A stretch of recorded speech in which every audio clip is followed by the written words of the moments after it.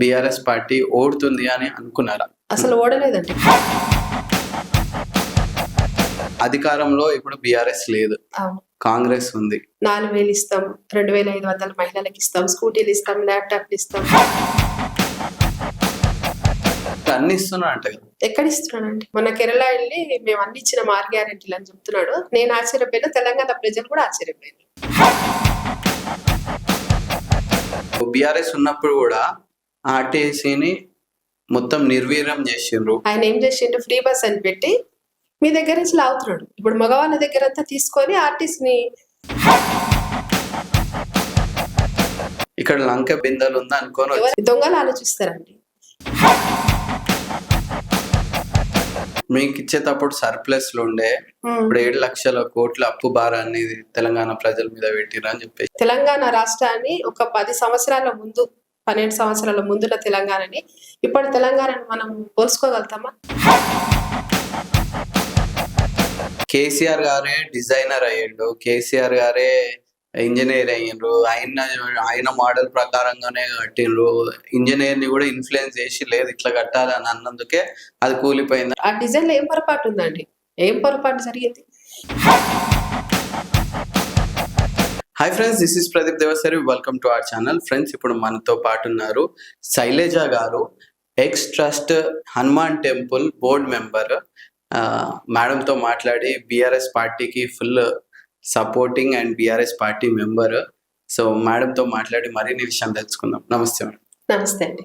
బాగున్నారు? బాగుందండి. మీరు బాగున్నారా? బాగున్నాను. బీఆర్ఎస్ పార్టీ ఓడుతుంది అని అనుకున్నారా? అస్సలు అనుకోలేదు. అసలు ఓడలేదండి. పర్సెంటేజ్ చూడండి, చాలా తక్కువ పర్సెంటేజ్తోన 40% పెద్ద లెక్క కాదు. హైదరాబాద్ అంతా క్లీన్ స్వీప్ చేసింది.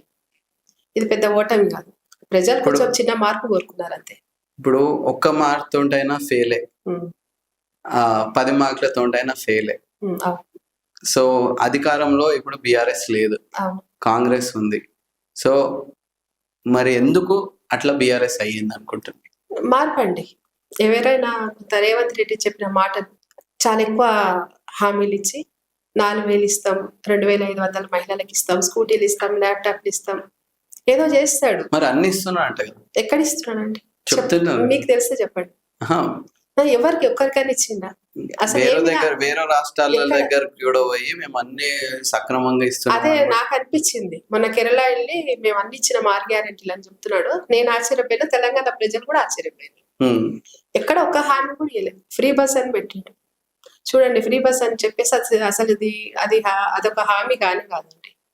ఎందుకంటే ఇంట్లో మగవాళ్ళకు పెంచి ఆడవాళ్ళకు ఫ్రీ అన్నాడు. మీరే చూడండి, ఇప్పుడు మీ ఇంట్లో ఉంటారు, మీ మదర్ ఉంటారు, మీ ఇంట్లో మీ బ్రదర్ ఉంటారు, మీ నాన్నగారు ఉంటారు, మీ మదర్ ఫ్రీ. మీకు ముగ్గురు పెంచండిగా.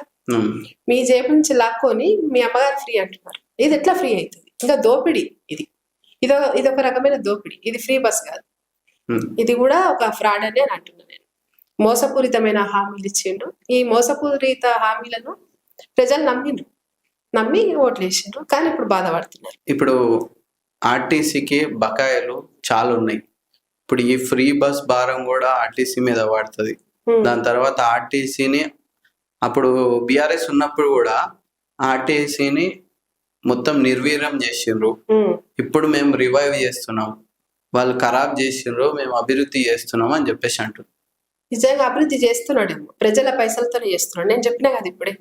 ఆయన ఏం చేసిండు? ఫ్రీ బస్ అని పెట్టి మీ దగ్గర నుంచి లాగుతున్నాడు. ఇప్పుడు మగవాళ్ళ దగ్గర అంతా తీసుకొని ఆర్టీసీని ఆయన ఇది చేసుకుంటున్నాడు. కానీ ఆయన చేసింది నిర్వీర్యం చేసింది మా ప్రభుత్వం కాదు, ఇప్పుడు ఆయన ప్రభుత్వం చేస్తుంది. ప్రజా సొమ్మును తీసుకుపోయి ఈరోజు ఆర్టీసీ మీద పెడుతుంది. ఆడవాళ్ళకి ఫ్రీ అని చెప్పింది, మగవాళ్ళకు బస్ ఛార్జీలు పెంచిండ్రు. ఇవన్నీ తీసుకుపోయి ఇప్పుడు ఆర్టీసీని చేస్తుంది. కాబట్టి ఇది కూడా ఒక మోసపూరితమైన హామీ అని అంటున్నాను. రేవంత్ రెడ్డి గారిని మీరు ఎందుకు ప్రతిసారి టార్గెట్ చేస్తున్నారు? టార్గెట్ చేయట్లేదండి. 6 గ్యారెంటీలు అమలు చేయమని చెప్తున్నాం. ఎందుకు నువ్వు హామీ ఇచ్చినావు? మోసపూరితమైన హామీలు ఇచ్చి ప్రజలను ఎందుకు మోసం చేసినావని అడుగుతున్నాను నేను. ఇక్కడ లంక బిందెలు ఉందా అనుకోని ఎవరైనా అంటారా అండి లంక బిందెలు ఉన్నాయా అని? నిజంగానే కేటీఆర్ గారు అన్నట్టు దొంగలు ఆలోచిస్తారండి. ఎక్కడ కూడా అభివృద్ధి చేసే చోట లంక బిందెలు ఉన్నాయా అవి ఉన్నాయి. కానీ ఎట్లా సంపాదన ఎట్లా పెంచాలి, ఎట్లా దాన్ని డెవలప్ చేయాలి, రాష్ట్రాన్ని ఎట్లా సంపద ఎట్లా సృష్టించాలని ఒక ముఖ్యమంత్రి ఆలోచించాలి. కానీ లంక బిందెలు దొరికితే ఈయనేందండి చేసేది? ఎవరైనా చేస్తారు, అవునా కదా? లంగబిందలు దొరికితే ఈయన చేసేది. ఇంతకుముందు సమైక్యాంధ్రాలు ఉన్నప్పుడు దోపిడీ చేసే పోయిందనే కదా కేసీఆర్ తెలంగాణ కోరుకున్నాడు. ఆయన కేసీఆర్ గారు అన్నాడా మాకు లంగబిందలు పెట్టిపోలేదు తీసుకుపోయినారు అన్నాడు ఆయన?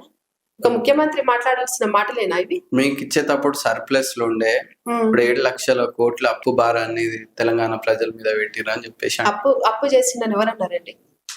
ఒకవేళ అప్పు చేస్తే ఏం దాచిపెట్టుకోలేదు కదా. ఇది తెలంగాణ అభివృద్ధి మీదే ఖర్చు పెట్టిండు. ఈ రోజు కాళేశ్వరం కావచ్చు, సెక్రటరియట్ కావచ్చు, 1,00,000 కోట్లు కాళేశ్వరంలో తిన్నాడు, దాని మీద కంప్లైంట్ అవన్నీ ఇస్తాము అని చెప్పేసి. ఎక్కడ అండి ఇక్కడ ఈ రోజు గోదావరి అనేది నాకు తెలిసి అంత ఆంధ్ర గురించే తెలుసు. ఎక్కడనో నిజామాబాద్ లా ఎక్కడనో పారుతున్న గోదావరి ఈ రోజు హైదరాబాద్ బీబీనగర్ నుంచి కొండపోచమ్మ వరకు తీసుకొచ్చిన ఘనత ఎవరిదండి? తెలంగాణ రాష్ట్రాన్ని ఒక 10 సంవత్సరాల ముందు 12 సంవత్సరాల ముందున్న తెలంగాణని ఇప్పటి తెలంగాణని మనం పోల్చుకోగలుగుతామా?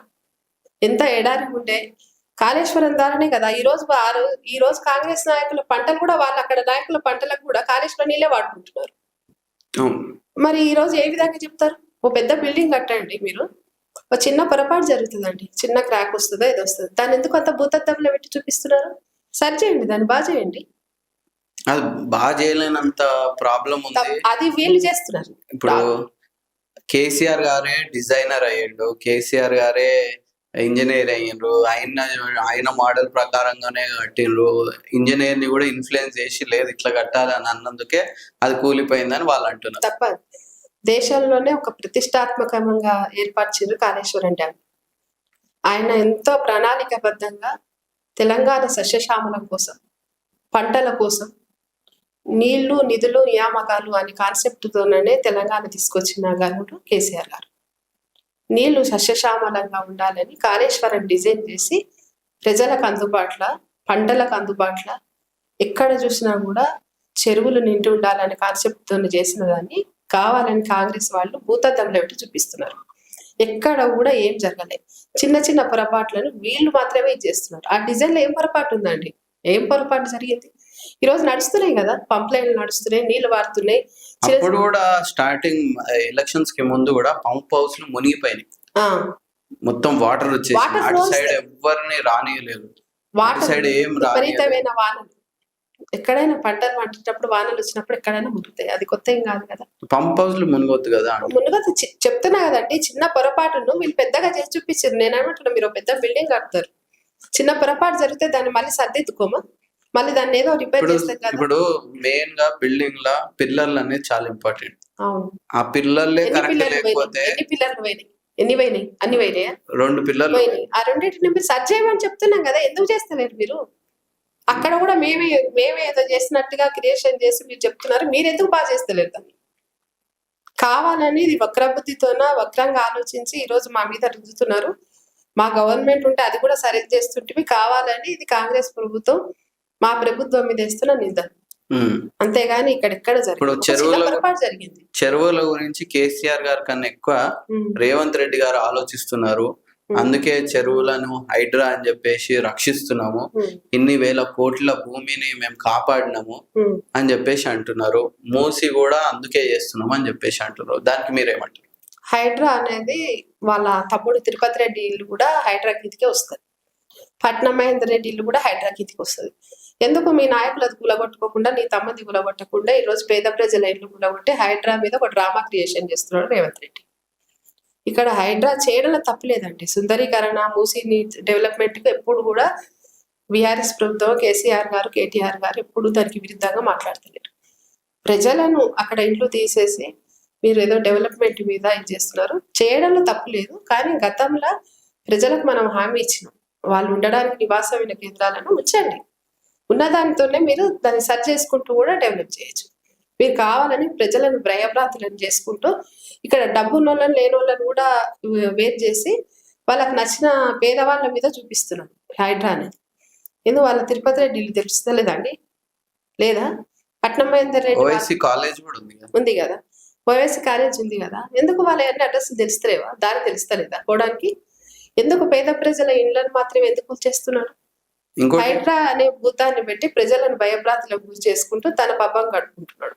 అంటే దానివల్ల ఎట్లా లాభం చేకూరుస్తున్నారు అనుకుంటున్నాను? దేని గురించి? ఇప్పుడు రేవంత్ రెడ్డి గారు హైడ్రా పెట్టి ఎట్లా లాభం సంపాదిస్తున్నారు. అవునా, నేను చెప్తున్నాను తన కోసమే, ఇది తన ఉనికి కోసము, తన ఐడెంటిఫై కోసమే ఇవన్నీ చేస్తున్నాడు. అంటే ఇప్పుడు బీఆర్ఎస్ వాళ్ళని భయపెట్టించి బీఆర్ఎస్ వాళ్ళని కాంగ్రెస్ లో కలుపుకున్నాడా ఏమన్నా అట్లా మీ ఆస్తులను గుల్లగొడతాము అని చెప్పేసి? ఇప్పుడు అది చేసే కదా కొంతమందిని తీసుకుపోయి డ్రామా చేసిండు. వాళ్ళ అవసరాల కోసము తను వెళ్ళి ఈరోజు వాళ్ళని కలుపుకుంటున్నాడు. ఈరోజు చెప్తున్న హైడ్రాలో ఎంతో మంది ఇండ్లు ఉన్నాయి, కానీ ఆ ఇండ్లు తీసేయకుండా కూడా చేయొచ్చు. కావాలని పేదవాళ్ళని టార్గెట్ చేసి ప్రజలను భయభ్రాంతులను చేస్తున్నాడు. ఈరోజు వాళ్ళ పార్టీలో ఉండే వాళ్ళకి హైడ్రా కిందకి వస్తే ఎందుకు తీస్తలేరు? తీసేయండి. పట్నం మహేందర్ రెడ్డి మంచి నది మధ్యలో కట్టుకున్నాడు. ఎందుకు నీకు కనిపిస్తలేదా? ఈరోజు తిరుపతి రెడ్డి ఇల్లు కనిపిస్తలేదా? ఎందుకు పేద ప్రజల ఇల్లు ఎందుకు కనిపిస్తున్నాయి? ఈ బుల్డోజర్లను తీసుకొచ్చి ఎందుకు డ్రామా ఆడుతున్నావు? నువ్వు డెవలప్మెంట్ చెయ్యి, 6 గ్యారెంటీలు ఇవి అంటే బుల్డోజర్లు మూసి ఇవన్నీ ఎందుకు నువ్వు తప్పుదో పట్టిస్తున్నావు? ప్రజల కనీస అవసరాలకు నువ్వు తీర్చాలి, కానీ అవసరం లేని ఎవరు అడిగారు? ప్రజలు అడిగినరా? ఇప్పుడు నీళ్లు అనేది ప్రజలకు అవసరమే కదా, ఇక్కడ ఇంత కాలుష్యం ఉంది, దాన్ని శుద్ధి చేద్దాం అనుకుంటున్నా. శుద్ధి చేయమని గతంలో కూడా బీఆర్ఎస్ ప్రభుత్వం శుద్ధి చేసింది. మీరు చూడండి. మీరు అడ్డుకుంటున్నారు. ఎవరు? మేము మంచి చేద్దాం అనుకుంటే మీరు అడ్డుకుంటున్నారు, చేయనివ్వకుండా మీరు ఆపుతున్నారు. సూచనలు ఇవ్వండి అని చెప్పేసి రేవంత్ రెడ్డి గారు అంత రిక్వెస్ట్ చెప్తున్నారు, మీరు మాత్రం ఎందుకు అడ్డుకుంటున్నారు? మేము సూచనలు ఇచ్చినా ఆయన తీసుకునే పరిస్థితులు లేడు. ఎందుకంటే ఆయన ఒంటెత్తుపోకడ పోతున్నాడు.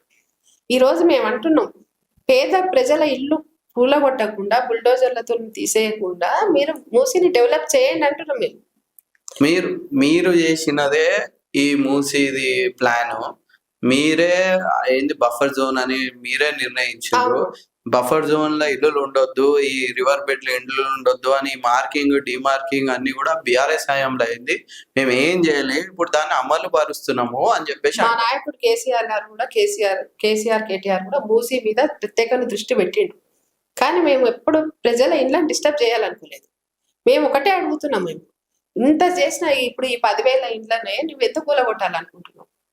ఎంతో విస్తీర్ణలో ఉన్నదాన్ని వీళ్ళని పేద ప్రజల ఇంట్లో కూలగొట్టకుండా సుందరీకరణ చేయడానికి ఆ రోజు కేసీఆర్ కూడా దాని మీద ఒక మ్యాప్ పెట్టిండు. నువ్వు ఎందుకు ఫాలో అవుతుంది? అప్పుడు మ్యాప్ లోనే ఇది అంత ఉంది. ఒకవేళ వాళ్ళు ఓడిపోయారు కాబట్టి ఈ సుందరీకరణ పనులు ఆగిపోయింది. ఒకవేళ గెలిచి ఉంటే కేసీఆర్ కూడా ఇట్లానే జనాలని ఇబ్బంది పెడుతుండే, పంపించేస్తుండే అని వాళ్ళు అంటున్నారు. లేదు, చేయకపోతుండే. కేసీఆర్ ఎప్పుడు చూసినా కూడా పేద ప్రజల పక్షాన్నే ఉన్నాడు, కానీ పేద ప్రజలను ఇబ్బంది పెట్టే పనులు చేయలేదు. గతంలో స్టార్ట్ చేసిండు, ఎక్కడ కూడా వాళ్ళని డిస్టర్బ్ చేయలేదు ప్రజలను. ఈ రోజు మేము రేవంత్ రెడ్డి గారిని కూడా అదే అడుగుతున్నాం, మీరు చెయ్యండి, కానీ ప్రజలను ఇబ్బంది పెట్టే పనులు చేయొద్దు అంటున్నాను. ఇప్పుడు ప్రజలని వేరే దగ్గరికి రీలొకేట్ చేయకుండా డ్యామ్లు కానీ సరే ఇవన్నీ కూడా కట్టిండ్రా కేసీఆర్ గారు అని వాళ్ళు అంటుంటే ఏం చెప్తారు? అవును, కట్టిండ్రు. ఏది అంటే కొన్ని చోట్ల చేసిండ్రండి. వాళ్ళు స్వచ్ఛందంగా ఒప్పుకున్న వాళ్ళ దగ్గర చేసిండ్రు. ప్రజలు కూడా స్వచ్ఛందంగా మేము ఉండము అంటే ఒప్పించిన చోట జరిగింది. కానీ ప్రజలు మేము ఇక్కడే ఉంటాము అని వాళ్ళు ఒక సెంటిమెంట్ గా కట్టుకున్న ఇంటి నుంచి మేము పోవద్దు, మేము ఇన్నే ఉంటాం అన్నదాన్ని కొన్ని చోట్ల వదిలేసినాము. మీరెందుకు అట్లా చేస్తున్నారు? ప్రజల ఇష్టాన్ని ఎందుకు కాదంటున్నారు? మిమ్మల్ని ఎందుకు ఇబ్బంది పెడుతున్నారు ప్రజలు? వాళ్ళు ఎందుకు ఇంత గోడాడుతుంటే కూడా ప్రజల మీద ఎంత కర్కశమైన ఆలోచన ఎందుకు చేస్తున్నారు రేవంత్ రెడ్డి? నేను ఒకటే అడుగుతున్నా అండి, ప్రజలకు కావాల్సిన కనీస అవసరాలు తీర్చండి.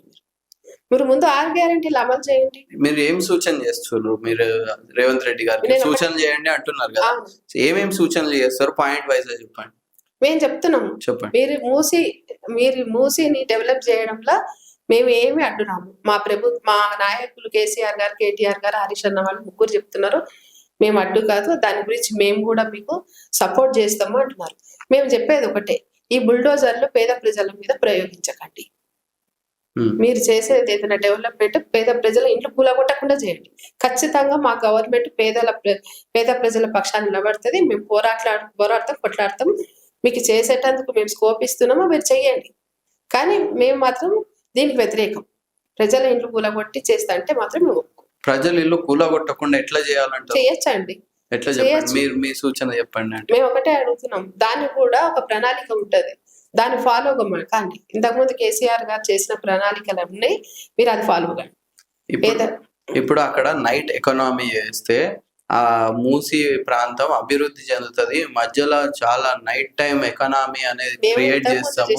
మేము ఫతుల్లా కూడా ఇంతకు ముందు కేసీఆర్ గారు శుద్ధి మూసి జలాలను ఎట్లా శుద్ధి చేయాలి అనేది మీ మొన్న కేటీఆర్ గారు కూడా వచ్చిండ్రు ఫతుల్లో కూడా అక్కడికి వచ్చి మూసి నది నీళ్లు తాగేలాగా శుద్ధి చేసేటట్టుగా దాన్ని ఆ మూసి నీళ్లు కూడా ప్రజలు తాగే విధంగా శుద్ధి చేసే కార్యక్రమం మీద మూసి రివర్మెంట్ చైర్మన్ సుధీర్ రెడ్డి గారి హయాంలో చేసి చూపించినాం మేము అట్లా చేయమని చెప్తున్నాం. ఒకసారి మీరు రండి, మేము చూపిస్తాం. మొన్న కూడా మేము చూపించినాం ఆ నీళ్లను కూడా ప్రజలు తాగేలాంటి ఎట్లా శుద్ధి చేయాలి, అది మూసి ఈ ప్రణాళికను ఎట్లా చేయాలి అనే దాని మీద ఒక క్లియర్ కట్ గా మేము ఆల్రెడీ ఫత్తుల్లో కూడా నాగూర్ దగ్గర చేసినాం. మేము అట్లా ఫాలో అవ్వమని చెప్తున్నాం. ప్రజలు ఏమంటున్నారంటే కాంగ్రెస్ పార్టీలో ఈ మూసీ ప్రాజెక్ట్ అనేది ఓన్లీ శుద్ధి అని చెప్పేసి పేరు చెప్పేసి వెనకాల రియల్ ఎస్టేట్ దందా అనేది నడుస్తుంది. 100% అండి. ఇది నిజంగా చెప్పాలంటే రేవంత్ రెడ్డి రియల్ ఎస్టేట్ కోసం చేస్తున్నారు. ఇది మీరు కూడా అదే అంటారు? ఖచ్చితంగా 100%. ఆయన రియల్ ఎస్టేట్ కోసము, ఆయన కమిషన్ల కోసం పనిచేస్తున్నారు. ఆయన కాంట్రాక్టర్స్ ఆయన చేసుకున్నటందుకు ఇది మూసీ మీద ఒక ప్రణాళిక ఏర్పరచుకున్నాడు. ఇది మేము ఖండిస్తున్నాం. మూసీ మీద ఆయన చేసే కాంట్రాక్ట్స్ కానీ ఆయన తీసుకుంటున్న డెవలప్మెంట్ యాక్టివిటీస్ అన్నీ ఆ స్వలాభం కోసమే చేస్తున్నాడు, కానీ ఇది ప్రజల కోసమైతే కాదు. ఇది ఒక రియల్ ఎస్టేట్ మాఫియా. ఇది ఆయన కోసమే చేసుకుంటున్నాడు.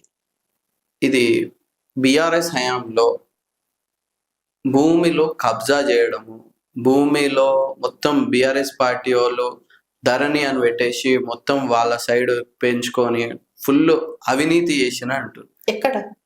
ఎక్కడ ఎవరైనా కంప్లైంట్ చేసిండ్రు? అట్లా ధరణి వల్ల చాలా మంది లాభపడ్డారు.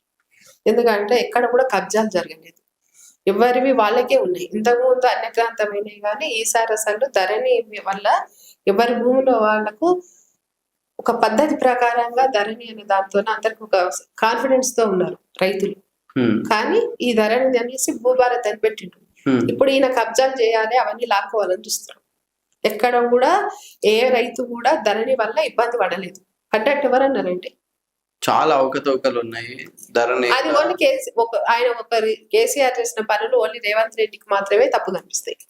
ఇప్పుడు రేవంత్ రెడ్డి గారు చేసే పనులు మీకు తప్పుగా అనిపిస్తలేదా? రేవంత్ రెడ్డి తప్పకుండా ప్రజలు నేనేందండి, మీరు ఒకసారి ఊర్లలోకి వెళ్ళి అడగండి, వాళ్ళే చెప్తారు. మీకు తెలిసిన వాళ్ళు ఊరోళ్ళకి ఎవరికైనా ఫోన్ చేసి ఎట్లుంది అని అడుగుతారా? అడుగుతారు. అడగండి లైవ్ లో. హలో అన్నా,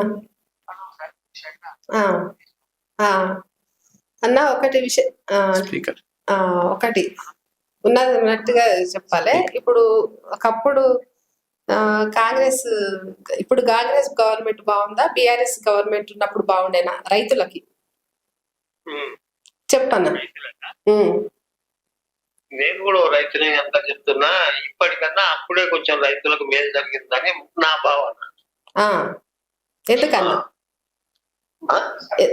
మనం ముందు ఒకరు ఉన్నారో చెప్పు. ఎందుకంటే రైతులకు కొంత ఆయన చేసిన ఆయన గొప్పతనం కాదు, చేసిన పథకాల వల్ల కొంత ఇచ్చినట్టు జరిగినప్పుడు అది ఇప్పుడు అది చేసినా మంచిగా ఉంటుండే. ఇప్పుడు చేస్తామని చెప్పి అది కట్ చేస్తున్నాడు వీడు. కొంతమందికి ఇచ్చి కొంతమంది అంత అస్థిరత్వంగా ఉంది చేసే కార్యక్రమాలన్నీ. ఉదాహరణకు నేను 2 లక్షలు తీసుకున్నా, నాకు 2 లక్షలు అప్పుంటే నాకు మాఫీ కాదు. ఎందుకు కాదంటే నాకు సమాధానం చెప్పేటోళ్ళే లేదు అసలు. మరి ఇక మాకు ఏ న్యాయం జరిగినట్టు అని ఇటువంటి జరిగింది. సరే ఇప్పుడు రైతులు అంటారు వల్ల లాభం అంటే ఏం జరిగి ఉండొచ్చునేమో, మంచి చేస్తున్నాడేమో, చేయడనే ఏం లేదు. కానీ రైతుల వరకు మాత్రం అంతగానం పట్టించుకుంటులేదని అనిపిస్తుంది. తక్కిన విషయం ఏమంటే సరే అప్పుడు బాగుండేనా ఇప్పుడు బాగుండేనా అన్న రైతుల పరిస్థితి? అప్పుడే బాగుండే రైతులకైతే. మళ్ళీ నెక్స్ట్ ఒకవేళ కోరుకుంటే మళ్ళీ నెక్స్ట్ ఒకవేళ గవర్నమెంట్ రావాలంటే ఏ గవర్నమెంట్ రావాలని కోరుకుంటారు? అట్లా అదే టీఆర్ఎస్ రావాలని అంతేనా? ఓకే. సో రైతుల్లో ఇప్పుడైతే మీరు విన్నారు కదా, ఇప్పుడు వ్యతిరేకత నేను ఒక ర్యాండమ్ గా చేసిన ఫోన్ చేస్తే ఆయన బాధ చూడండి. 2 లక్షలు ఎందుకు ఇప్పుడు చూడండి రేవంత్ రెడ్డి గారు అంటున్నారు మొత్తం మేము రుణమాఫీ చేసినాం అంటున్నారు. నాకు తెలిసిన అంటే ప్రతి రైతును అంటే నేను మా ఊరికి వెళ్ళినప్పుడు నేను పాలమూరు జిల్లా బిడ్డను కాబట్టి చెప్తున్నా.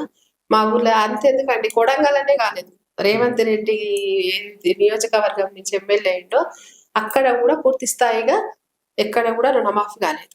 మహబూబ్ నగర్ లో కూడా మొత్తం కాలేదు. ఆయన మహబూబ్ నగర్ ఆయన మనిషి అని చెప్పేసి కొడంగల్ ఆయన నియోజకవర్గంలో పుట్టి పెరిగింది మొత్తం కూడా మహబూబ్ నగర్. మైనారు ఉమ్మడి పాలమూరు జిల్లాలో ఆయన కొండారెడ్డిపల్లి అనే ఊర్లో ఉన్నాం. ఆ ఊరు పోయినా కూడా పూర్తి స్థాయిలో ఎవరికి కూడా రుణమాఫీ కాలేదు, ఎవరు కూడా రైతు బంధు కూడా పూర్తి స్థాయిగా రాలేదు. నెక్స్ట్ టైం ఖచ్చితంగా బీఆర్ఎస్ గెలుస్తుంది, ఖచ్చితంగా గెలుస్తుంది. ప్రజలు కూడా ఎదురు చూస్తున్నారు. ఇప్పుడు మీ ఏరియా ఇప్పుడు మీరు LB Nagar, so LB Nagar లో సుధీర్ రెడ్డి గారు ఎలా పనిచేస్తున్నారు మీరేమంటారు? ఖచ్చితంగా ఎల్బీ నగర్ అంటేనే సుధీర్ రెడ్డి అండి, ఎల్బీ నగర్ అంటేనే సుధీర్ రెడ్డి, సుధీర్ రెడ్డి అంటేనే ఎల్బీ నగర్. ఈరోజు ఎల్బీ నగర్ లో ప్రతి డెవలప్మెంట్ మీద ప్రతి అనుమానమున ఆయన మార్కు కనిపిస్తుంది.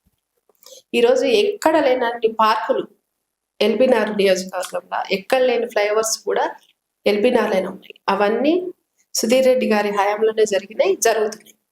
డెవలప్మెంట్ విషయంలో కూడా ఎక్కడ కూడా ఆయన కాంప్రమైజ్ గారు, ప్రజలకు అతి చేరువల. ఈరోజు చూడండి దోమలబెట్ట దెక్కుంది, గత నెల నుంచి ఆయన గుర్రప్టెక్క ఉంటే క్లీన్ చేయించి ప్రజల ఆరోగ్యం మీద కూడా ఆయన ఫైట్ చేస్తున్నాడు. ఎందుకంటే ప్రజల సంక్షేమం, ప్రజలకు అతి చేరువగా ఉండి ప్రజా సమస్యలను ఆయన సమస్యలుగా భావించి ఆయన ప్రజల ముందర ఉంటారు. కాబట్టి సుధీర్ రెడ్డి గారు కూడా బీఆర్ఎస్ ప్రభుత్వం నుంచి ఆయన ప్రభుత్వం ఉన్నా లేకున్నా ప్రజల ముందు యాక్టివ్ ఉంటున్నారు, డెవలప్మెంట్ లో కూడా యాక్టివ్ ఉంటారు ఆయన. ఇప్పుడు టీడీఆర్ అని చెప్పేసి రేవంత్ రెడ్డి గారు తెస్తున్నారు, ల్యాండ్ తీసుకొని డబ్బులు ఇవ్వకుండా టీడీఆర్ సర్టిఫికెట్లు ఇస్తున్నారు. ఆ సర్టిఫికెట్లు హై రైజింగ్ బిల్డింగ్ వాళ్ళకి అమ్ముకొని మీరు డబ్బులు తీసుకోండి అనే విధంగా ట్రాన్స్ఫరబుల్ డెవలప్మెంట్ రైట్స్ అనేది ఒక కొత్తగా తీసుకొచ్చి మీకు ఎక్కువ ఇస్తున్నాం అని చెప్తున్నారు. దానివల్ల ప్రజలకు లాభమా నష్టమా? నష్టమే. రేవంత్ రెడ్డి ఏం చేస్తున్నాడు అంటే తనకు ఇచ్చే కాంట్రాక్టర్స్ మీద ఆయన ఇచ్చుకుంటున్నాడు, ఆయన డెవలప్మెంట్ కోసం. నేను చెప్తున్నా అదే, ఆయన డెవలప్మెంట్ కోసం ప్రజల మీద భారం మోపుతున్నాడు. రియల్ ఎస్టేట్ మాఫియా ఇదంతా ఆయన చేసేది. దీనివల్ల ఇప్పుడు నిజం చెప్పాలంటే రియల్ ఎస్టేట్ ఈయన గవర్నమెంట్ వచ్చినాక పడిపోయింది. ఈ డెవలప్మెంట్ ఈ జిమ్మికులు చేసి ఏదో డెవలప్ చేయాలని చూస్తున్నాడు. ఆయన కాంట్రాక్టర్స్ కోసము ఆయన కోసం చేస్తున్నారు రియల్ ఎస్టేట్ భూదందా.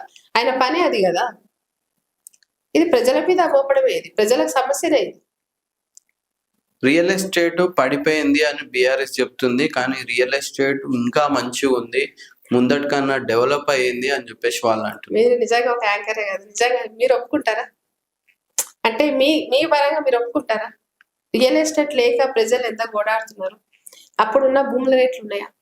ఇప్పుడు నేను నాగోళ్ళకి రాండి, మీరు అపార్ట్మెంట్లు అన్ని ఇప్పుడు సామాన్యుడికి కూడా దొరికే విధంగా తగ్గింది అంటే మంచిదే కదా. తగ్గింది పెరిగింది అనేది ప్రజల దగ్గర డబ్బు లేదు, ఇక్కడ ట్రాన్సాక్షన్స్ ఆగిపోయినాయి. ఏదన్నా నడిస్తేనే కదా డెవలప్మెంట్ ఉంటేనే కదా అండి మనిషికి ఒక. అప్పుడు కోట్లు కేసీఆర్ హయాంలో కోట్లు మించిన ల్యాండ్ ఇప్పుడు అమ్ముడు పోకుండా వాళ్ళు మెల్లమెల్ల రేట్లు తగ్గిస్తున్నారు, సామాన్యుడు కొనే విధంగా వచ్చింది అని చెప్పేసి ఎక్కడ వచ్చింది? కొనేటది డబ్బులు ఏడున్నాయి? నీవు దరిద్రం, నీ కాలే దరిద్రం. ప్రజల దగ్గర డబ్బేడు ఉంది. రియల్ ఎస్టేట్ నడిస్తేనే కదా, కొనడాలు అమ్మడాలు ఉంటేనే కదా మనిషికి సర్క్యులేషన్ అవుతుంది డబ్బు. ఎక్కడుంది డెవలప్మెంట్ అనేది? లక్షల కోట్ల రూపాయలు పెరిగినాయంటే ఉట్టిగానే పెరగలేదండి. తెలంగాణ అభివృద్ధి చెందింది. దేశవ్యాప్తంగా దేశ ప్రజలు తిరిగి చూసినట్టు హైదరాబాద్ డెవలప్ చేసిండు కేసీఆర్ గారు. దేశమంతా దేశాలు చూసినాయి, తెలంగాణ వైపు చూస్తుంది ఈ రోజు. అంటే కేసీఆర్ చేసిన డెవలప్మెంట్, అది చంద్రబాబు నాయుడు గారు చేసిన డెవలప్మెంట్, అంతకు ముందు కాంగ్రెస్ చేసిన డెవలప్మెంట్, కేసీఆర్ చేసింది కేటీఆర్ చేసింది ఏం లేదంట. చంద్రబాబు నాయుడు మాటలు చెప్పాలంటే చాలా నవ్వుస్తుంది. మా నాన్న తినేది కూడా ఆయనే చేయి పెట్టి తినిపించిన అని చెప్తాడు. అంత దరిద్రంగా ఉంటాయి ఆయన మాటలు. మొత్తం నేనే చేసిన అంటాడు. ఆయన చేసింది ఒక హైటెక్ సిటీ, అది చెప్పుకొని ఇది చేస్తాడు. అంతకు మించి ఆయన చేసింది ఏం లేదు. కాంగ్రెస్ గురించి ఏం చెప్పాలి? 50 సంవత్సరాలు పరిపాలించిన కాంగ్రెస్ ఎక్కడేసిన గొంగడు అక్కడిని. సమైక్య ఆంధ్ర అన్నప్పుడు తెలంగాణ పరిస్థితి ఏందండి? నిజం చెప్పండి. అసలు ఎక్కడన్నా నీళ్లున్నాయా? అసలు మా మహబూబ్నగర్ జిల్లాలో వలస కూలీలు ఎక్కువ. బొంబాయికి దుబాయ్లకి నిజంగా పోయినోళ్ళు అక్కడే చచ్చిపోతుండ్రి. నేను ఒక మహబూబ్నగర్ బిడ్డను కాబట్టి చెప్తున్నా. నాది నల్లమల్ల ప్రాంతం, మహబూబ్నగర్ జిల్లా, అచ్చంపేట మా అమ్మమ్మ వాళ్ళ ఊరు. మహబూబ్నగర్ టౌనే మా నాన్న వాళ్ళది, మా అత్తగారు కూడా అక్కడే. ఉమ్మడి మహబూబ్నగర్ జిల్లాలో నిజంగా చెప్పాలంటే వలస కూలీలు ఎక్కువ. ఎక్కడైనా ఒక బిల్డింగ్ కడుతున్నారంటే అక్కడ పాలమూరు వాళ్ళు ఉండాల్సిందే.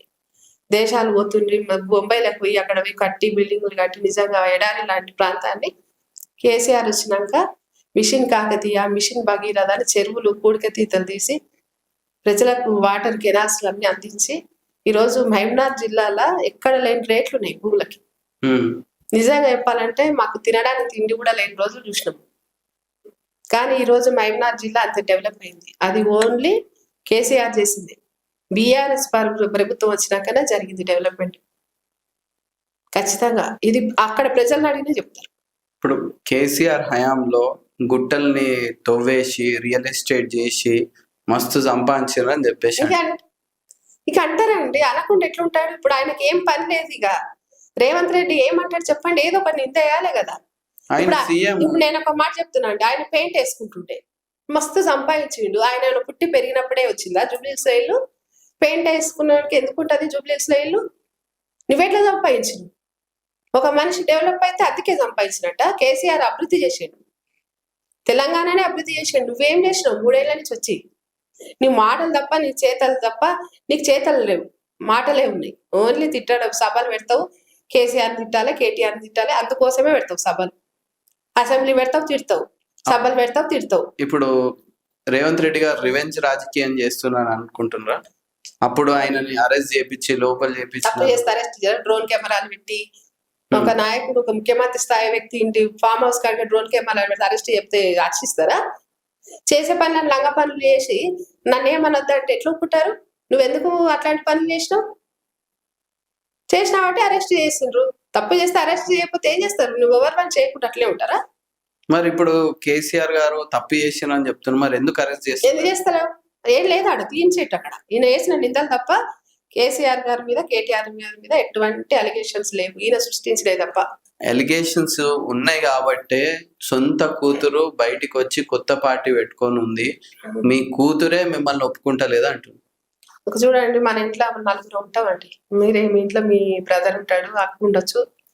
ఈరోజు మీ మమ్మీ ఒక కూర చేస్తుంది, ఇది అన్నకు నచ్చవచ్చు, మీకు నచ్చకపోవచ్చు. అవునా?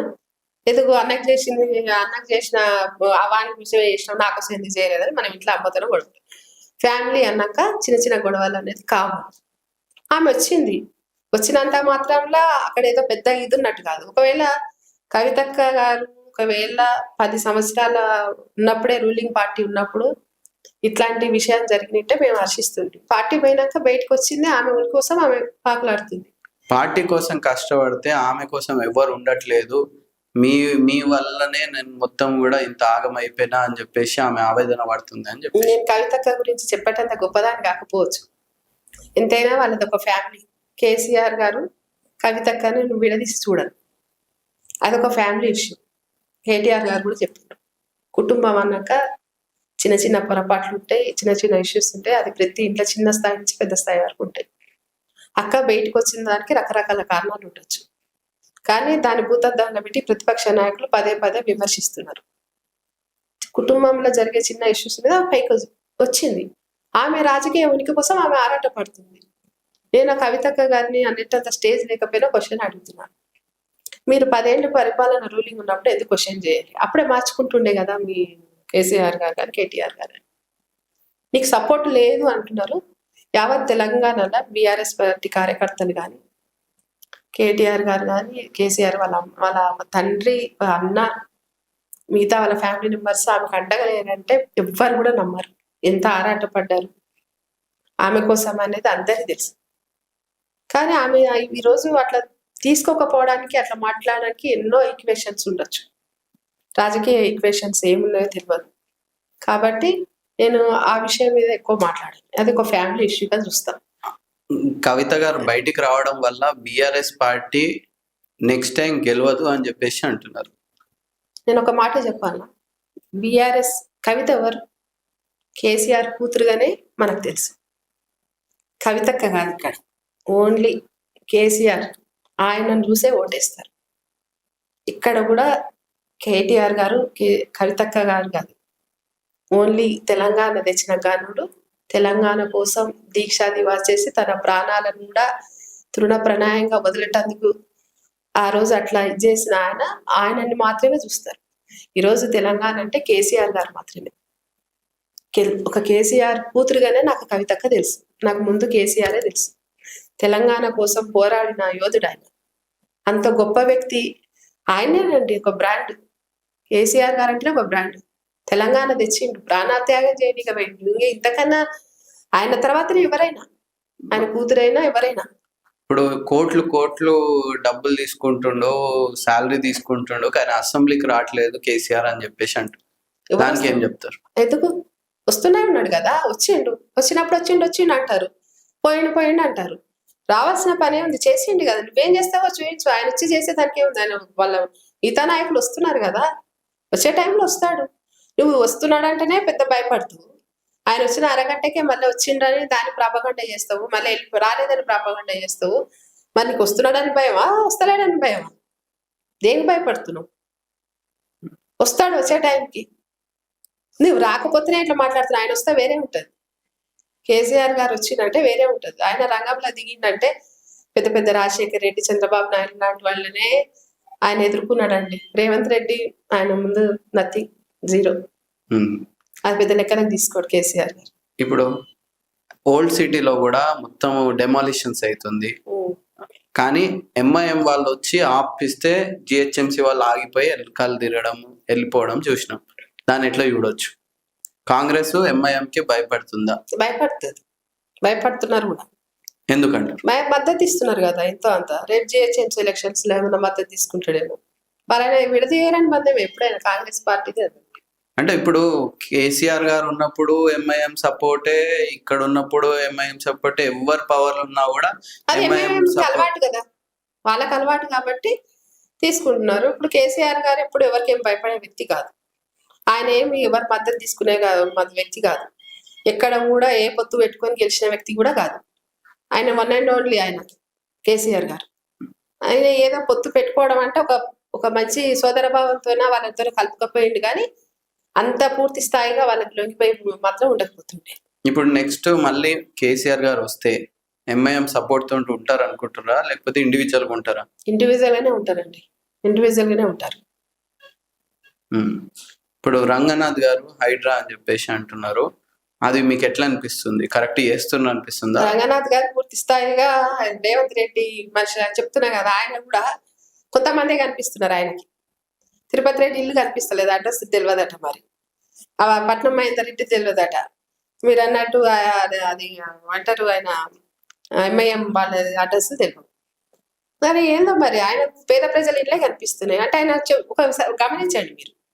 అంటే వాళ్ళ నాయకులు వాళ్ళు బడాబాబులను మొత్తం పక్కకు పెడతాడు, చిన్న చిన్న వాళ్ళని మాత్రం ఇట్లా ఇబ్బంది పెట్టడానికి మాత్రమే రంగనాథ్ చేస్తున్నాడు. పూర్తి స్థాయిలో రేవంత్ రెడ్డి సమక్షంలో ఆయన హయాంలో నడుస్తున్న వ్యక్తిలాగా అనిపిస్తున్నాడు నాకు ఆయన, నా ఒపీనియన్. ఓకే. కర్మన్ ఘట్లో భూమి టెంపుల్ది అని చెప్పేసి ఆక్రమించారు, జనాల ఇల్లులు లాకేసేసి వాళ్ళని రోడ్ల మీద కూర్చోబెట్టారు. అసలు ఏం జరిగింది? ఎందుకు అట్లా చేయాల్సి వచ్చింది? అది కరెక్టా రాంగా? అది ఒకప్పుడు అంతా కూడా గుడికి సంబంధించిన మాన్యం. అది ఆ మాన్యాన్ని కొంతమంది అనక్రాంతం చేసి కబ్జాలు చేసుకున్నారు. ఎవరి హయాంలో అయింది అది? ఎవరి హయాం అంటే ఎన్నో సమైక్య ఆంధ్రాలు ఉన్నప్పుడు జరిగినాయి అవన్నీ. బిఆర్ఎస్ కాంగ్రెస్? బిఆర్ఎస్ హయాం కాదు, ఎప్పుడో జరిగింది. కాంగ్రెస్ గవర్నమెంట్ ఉన్నప్పుడే జరిగింది. అది చాలా ఏళ్ల క్రితం జరిగింది. అది ఒక గవర్నమెంట్ అనేది కూడా చెప్పలేము మనం. అప్పుడు ఉన్న పరిస్థితులను బట్టి ఏమో కొంతవరకు కబ్జాకి అయితే గురైంది. కానీ మా బిఆర్ఎస్ అది చెప్పిన సమైక్య ఆంధ్రాలో జరిగింది. అది అప్పుడు కొంత ఆంధ్ర వాళ్ళ ప్రభావం ఎక్కువ ఉన్న ఏరియా కాబట్టి జరిగింది. కానీ మళ్ళీ మన బిఆర్ఎస్ గవర్నమెంట్ వచ్చినప్పుడు లాస్ట్ మన గవర్నమెంట్ లో 24 గుంటలు హైకోర్టు ద్వారా మళ్ళీ మనం తీసుకొచ్చుకొని మళ్ళీ దాని డెవలప్మెంట్, గుడి డెవలప్మెంట్ ఏదో భాగం చేసాం. మరి అది కలుపుకున్నారా? అక్కడ ఉన్న వాళ్ళని మీరు తీపిచ్చినరా, లేకపోతే ఎట్లా భాగం అంటే తీయించాల్సి వచ్చింది? ఎందుకంటే ఖచ్చితంగా ఇప్పుడిప్పుడే వాళ్ళ కోసం. మరి ఇప్పుడు కూడా మళ్ళీ ఎందుకు లాకేసారు మీరు తెప్పించుకున్న తర్వాత? అంటే ఇప్పుడు ఏదైనా ఒక ఇష్యూ జరుగుతుంటప్పుడు మళ్ళీ వాళ్ళు కోర్టు పోతుంటారు, మన కోర్టు పోతుంటాం. కానీ గవర్నమెంట్ మన కోర్టు మాత్రం గుడి పక్షాన్ని దాన్ని ఇది చేసింది. బిఆర్ఎస్ పార్టీ బాగా పోరాడింది. మన హైకోర్టు కూడా మనకి వచ్చింది కాబట్టి మన సైడే వచ్చింది. ఇప్పుడు కబ్జా చేసిన వాళ్ళు వేరే ఉంటారు, అమ్మిన వాళ్ళు వేరే ఉంటారు, తీసుకున్న వాళ్ళు బాధితులు అవుతారు. అవును. సో ఇక్కడ తీసుకున్న వాళ్ళకు ఎట్లా న్యాయం చేస్తారు గవర్నమెంట్ అంటే? ఇప్పుడు అమ్మినైనా మంచిగా ఉన్నాడు, డబ్బులు తీసుకుండు, అంత తీసుకుండు. ఇప్పుడు కొని అక్కడ ఉంటున్న నివాసితుడు వాడు కబ్జా చేయలే, ఏం చేయలేదు, న్యాయంగా కొన్నాడు, రిజిస్ట్రేషన్ చేపించుకుండు. ఇప్పుడు ఇట్లాంటి క్వశ్చన్ ఎట్లాంటిదంటే ఇది కొన్నోళ్ళ తప్పే, కబ్జా చేసిన తప్పే. ఇప్పుడు 30 సంవత్సరాల నుంచి ఉంటుంది. వేరేది నార్మల్ అగ్రికల్చర్ ల్యాండ్ కానీ ఏదన్నా ప్రైవేట్ ల్యాండ్ మీద ఏదైనా 20 ఒక చెరువు కింద సంవత్సరాలు ఉంటాయి. చూడండి, ఒక చెరువు కింద ఇల్లు చూడండి, మీరు అన్నారు గుడి మాన్యం కింద ఉంటే ఇల్లు, ఇవన్నీ ఒకప్పుడు ప్రజలు అవగాహన లేకుండా, అంటే కబ్జాలు చేసినాక అమ్ముతే అవగాహన లేకుండా కొనడం. డాక్యుమెంట్ ఎట్లా రెడీ అయింది అంటున్నాను నేను. డాక్యుమెంట్ ఎట్లా రెడీ అయింది, రిజిస్ట్రేషన్ ఎట్లా అయింది, గుడిది అయ్యింది అని తెలుసు, మరి అధికారులకు తెలియదా? ఇప్పుడు నార్మల్ సామాన్య ప్రజలకైతే తెలియదు. అదే అది సమైక్యాంధ్రలో జరిగింది. అధికారులు మోసం చేసినప్పుడు మరి వాళ్ళ మీద ఇప్పుడున్న గవర్నమెంట్ కానీ మీ గవర్నమెంట్ కానీ ఎవరైతే అమ్మిండ్రో ఎవరు తెచ్చిండ్రు అనేది వాళ్ళ మీద ఎందుకు యాక్షన్ తీసుకోలేదు? లేదు, అప్పుడు చేసిన వాళ్ళు కొంతమంది రిటైర్ అయ్యారు, కొంతమంది మరి వాళ్ళ రిటైర్మెంట్ పెన్షన్ ఆపేసేయచ్చు కదా. గవర్నమెంట్ అనేది మా వాళ్ళు అప్పటి నుంచి అదే ఫైట్ చేస్తున్నారు. అప్పటి వాళ్ళు ఎవరెవరు తీసుకున్నారు ఏంది అని తెలంగాణ గవర్నమెంట్ ఉన్నప్పుడు దీని మీద బాగా ఫైట్ చేసింది, గుడి మీద చేసి మొన్నటిసారి జడ్జిమెంట్ కూడా గుడికి ఫేవర్ గానే గవర్నమెంట్ ఫేవర్ గా వచ్చింది, ఇచ్చిండ్రు. గవర్నమెంట్ ఫేవర్ గా వచ్చింది, కానీ అక్కడ ఉన్న ప్రజలు కొన్న వాళ్ళ పరిస్థితి ఏంది? అదే అంటున్నాంటే పరిస్థితి ఇప్పుడు ఇట్లాంటివి తీసుకున్నప్పుడు ప్రజలు ఇబ్బంది, ఎవరో వారు ఇబ్బంది పడాలి. ఇప్పుడు మంచిగా ఉంది అని లీగల్ డాక్యుమెంట్ చూపించుకుంటారు, బ్యాంక్ లోన్ ఇస్తారు, అన్ని అవి ఇస్తే పర్ఫెక్ట్ ఉంది అని సామాన్య ప్రజలు అందరికి అంత డెప్త్ నాలెడ్జ్ ఉండదు. ఎన్నో విషయాలల్లో కొంచెం తక్కువకు వస్తుంది, మంచిగా ఉంది కదా, దగ్గరకు ఉంది కదా, మనకు అన్ని విధాలుగా సౌకర్యంగా ఉంది కదా, 20 సంవత్సరాల నుంచి వాళ్ళు ఆల్రెడీ ఉంటుర్రు, ప్లస్ డాక్యుమెంట్ పరంగా రిజిస్ట్రేషన్ అయ్యి ఉన్నాయి, సో మేము తీసుకుంటే తప్పేంది అని తీసుకున్న వాళ్ళు. మరి ఇప్పుడు గవర్నమెంట్ వచ్చి చేయాలి, మేము చేసేవాళ్ళం మేము, ఇప్పుడు గవర్నమెంట్ వచ్చింది కాబట్టి చేయాలి. అప్పటి నాయకులు అప్పటి నుంచి ఉన్న ఇది ఇన్నేళ్ళు కాదు, దాదాపు 30, 40, 50 ఏళ్ళ క్రితం జరిగినప్పటివి ఇవి కబ్జాలు ఉన్న ఫలంగా జరిగింది. అప్పటి నుంచి ఇది ఎంతో మంది చేతులు మార్పుట్టు వచ్చినాయి. కాబట్టి దీన్ని ఇదొక వ్యవస్థ లాగా, ఇంత తొందరగా దీన్ని మనం ఏదో ఒకటి చేసేసి ర్యాండమ్ గా చేయలేము. దీన్ని ఎవరెవరికి ఎట్లా మీరు ఎట్లా కబ్జాకు వచ్చింది అనే దాని మీద ఆలోచన చేయాలి. కొంతవరకు బాధ్యతలే మీరు అన్నట్టుగా ఉన్నవాళ్ళు పాప కష్టపడి ఎవరైనా ఇల్లు అనేది ఒక మామూలు ఒక మిడిల్ క్లాస్ వ్యక్తికి పెద్ద ఎమోషనల్ అది ఇల్లు కొనుక్కోవడం. కాకపోతే దానికి కూడా ఏదైనా నష్టపరిహారం చేసి వాళ్ళకి ఏదైనా ఉపాధి కల్పించాల్సిన, అంటే వాళ్ళకి చూపించాల్సిన అవసరం గవర్నమెంట్ ఉంటుంది. అది ఏ గవర్నమెంట్ అయినా, మాది కావచ్చు, కాంగ్రెస్ కావచ్చు. ఉన్నప్పుడు కూడా ఇట్లానే నిర్దాక్షిణంగా చేస్తుండేనా, లేకపోతే వాళ్ళకి ఏదైనా చూపిస్తుండేనా? మేముంటే చేసేవాళ్ళం. అట్లానే కాదు, ఎవరైనా కూడా మనం అక్కడ ఒక కంపల్సరీ అది దేవుడికి సంబంధించింది, అదేదో ఇది కాదు, అది ఇప్పుడు కాదు, ఎప్పటి నుంచో గొడవ అవుతుంది, ఎప్పటి నుంచో కోర్టులో ఉంది అది. కానీ మా గవర్నమెంట్ దాని మీద పోరాడింది, ఎందుకంటే అది దేవుని సొమ్ము, అది అనక్రాంతం కావద్దు అని చెప్పేసి మా బిఆర్ఎస్ గవర్నమెంట్ లో ఉన్నప్పుడు దాని గురించి ఫైట్ చేసింది, తీసుకొచ్చింది. బాధితులు ఉన్నారు, బాధితులకు న్యాయం చేయాల్సిన అవసరం ఉంది. బిఆర్ఎస్ పార్టీలో అంతర్గతంగా కేటీఆర్ గారు, హరీష్ రావు గారి మధ్యలో ఒక రచ్చ నడుస్తుంది. నువ్వు లీడరా నెక్స్ట్, నేను లీడరా నెక్స్ట్ అనే విధంగా మనమే అనుకుంటున్నాం. వాళ్ళు బాగానే ఉన్నారు, ఎవ్వరికి లేవు వాళ్ళకు, వాళ్ళు చాలా బాగుంటారు. వాళ్ళు నెక్స్ట్ సీఎం బిఆర్ఎస్ తరఫు నుంచి ఎవరు ఉంటారంట?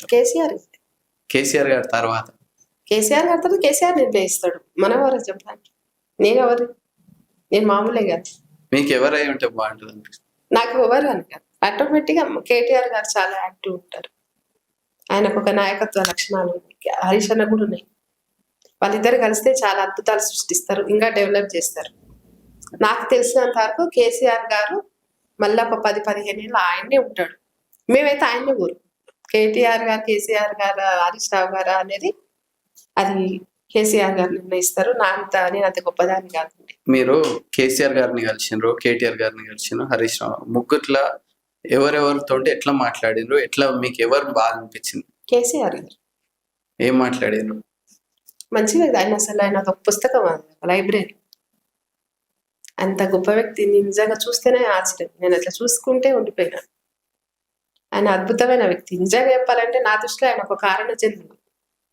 ఏ కారణం చేతనో పుడతారు అంటారు చూడండి, మన పెద్దలు చెప్తుంటారు, త్రేతాయుగంలో రాముడు, ద్వాపరయుగంలో కృష్ణుడు, అంత గొప్పగానే అంటే నేను గొప్ప చెప్పినట్టు అవుతుందేమో కానీ, అంటే ప్రెసెంట్ నా దృష్టిలో తెలంగాణ తెచ్చేటందుకే పుట్టిండేమో.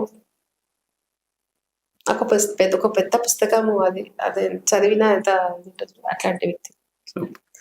ఫైనల్ గా తెలంగాణ ప్రజలకు ఏం చెప్పాలి? ప్రజలందరూ అర్థం చేసుకోవాల్సిన విషయం ఏంటంటే 6 గ్యారెంటీలు ఇస్తా అన్నాడు రేవంత్ రెడ్డి. బహుశా నమ్మిండ్రేమో. మీరు చూస్తున్నారు ఈరోజు రైతు బంధు లేదు, కళ్యాణ లక్ష్మి లేదు, షాదీ ముబారక్ లేదు, హెల్త్ గవర్నమెంట్ ఎంప్లాయీస్ కూడా హెల్త్ కార్డ్స్ ఇస్తలేడు, పిఆర్సీలు ఇస్తలేడు. ఏ రకంగా చూసినా కూడా ప్రజలకు మోసం చేసిండు. స్కూటీలు ఇస్తాడు, పిల్లలకు ల్యాప్టాప్లు ఇస్తాడు, ఆడవాళ్లకు ఒక లక్ష్మి అని చెప్పేసి 2500 అన్నాడు, 4000 వృద్ధులకు పెంచుతా అన్నాడు. ఎక్కడ పెంచిండు? నిజం చెప్పండి, ఒక్క హామీ నెరవేర్చిండ? 6 గ్యారెంటీలు 420 హామీలల్లా ఒక్కటి చూపించండి. ఏమనంటే ఫ్రీ బస్ అంటాడు. నేను ఫ్రీ బస్ కి ఎగ్జాంపుల్ చెప్పిన. ఒక ఇంట్లో మగవాళ్ళకి అందరు పెంచుతాం, ఒక ఆడమ్మకి ఇయ్యనట్టు. ఆ 3 మగవాళ్ళ దగ్గర నుంచో 2 మగవాళ్ళ దగ్గర తీసుకొని ఈమెకి ఇస్తున్న దాన్ని ఫ్రీ బస్ కింద తీసుకోరు ఎవరు ప్రజలు కూడా. నిజంగా చెప్పాలంటే అందరు ఆలోచిస్తున్నారు. కేసీఆర్ గారు కూడా ఈరోజు మాకు కూడా ఒక మంచి అవకాశం అండి, వేరే వాళ్ళకి ఇస్తే ఎట్లుంటది, మేముంటే ఎట్లుంటది అనే దాని మీద ఇది ఒక ఎగ్జాంపుల్ ఉంది. కేసీఆర్ గారి కోసం మళ్ళీ ప్రజలు ఎదురు చూస్తున్నారు. ఖచ్చితంగా ఎలక్షన్స్ వస్తే ఖచ్చితంగా మంచి మెజార్టీతోన మా గవర్నమెంట్ ఫామ్ అవుతుంది. తెలంగాణ బంగారు దిశగా అభివృద్ధి అవుతుంది. Thank you, all the best. Thank you. So చూసారా ఫ్రెండ్స్, వీడియో నచ్చినట్లయితే లైక్ చేయండి, మీ ఫ్రెండ్స్ అండ్ ఫ్యామిలీ మెంబర్కి షేర్ చేయండి, and don't forget to follow for more updates. Thank you.